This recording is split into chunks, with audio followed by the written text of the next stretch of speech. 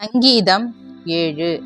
பென்யமீனியனாகிய கூஷ் என்பவனுடைய வார்த்தைகளின் நிமித்தம் தாவீது கர்த்தரை நோக்கி பாடின சிகாயோன் என்னும் சங்கீதம். என் தேவனாகிய கர்த்தாவே, உம்மை நம்பியிருக்கிறேன். என்னை துன்பப்படுத்துகிறவர்கள் எல்லாருக்கும் என்னை விலக்கி ரட்சியும். சத்ரு சிங்கம் போல் என் ஆத்துமாவை பிடித்து கொண்டு போய் விடுவிக்கிறவன் இல்லாமையால் அதை பீறாதபடிக்கு என்னை தப்புவியும்.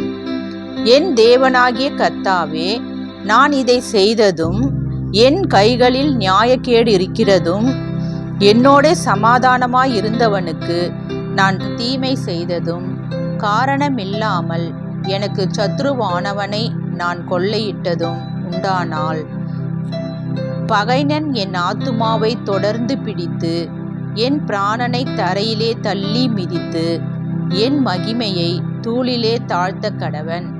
கர்த்தாவே, நீர் உம்முடைய கோபத்தில் எழுந்திருந்து என் சத்துருக்களுடைய மூர்க்கங்களின் நிமித்தம் உம்மை உயர்த்தி எனக்காக விழித்து கொள்ளும். நியாய தீர்ப்பை நியமித்திருக்கிறீரே. ஜனக்கூட்டம் உம்மை சூழ்ந்து கொள்ளும்.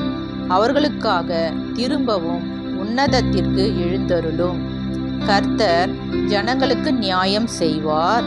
கர்த்தாவே, என் நீதியின்படியும் என்னிலுள்ள உண்மையின்படியும் எனக்கு நியாயம் செய்யும்.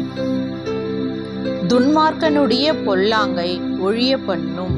நீதிமானை ஸ்திரப்படுத்துவீராக.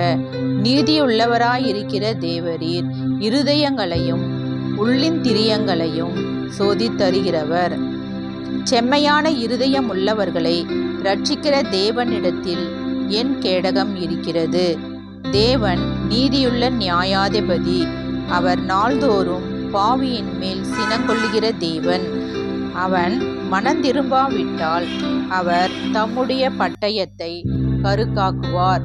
அவர் தம்முடைய வில்லை நாணேற்றி அதை ஆயத்தப்படுத்தி இருக்கிறார். அவனுக்கு மரணாயுதங்களை ஆயத்தம் பண்ணினார். தம்முடைய அம்புகளை அக்கினி அம்புகளாக்கினார். இதோ, அவன் அக்கிரமத்தை பெற கர்ப்ப வேதனைப்படுகிறான். தீவினையை கர்ப்பந்தரித்து பொய்யை பெறுகிறான். குழியை வெட்டி அதை ஆழமாக்கினான். தான் வெட்டின குழியில் தானே விழுந்தான்.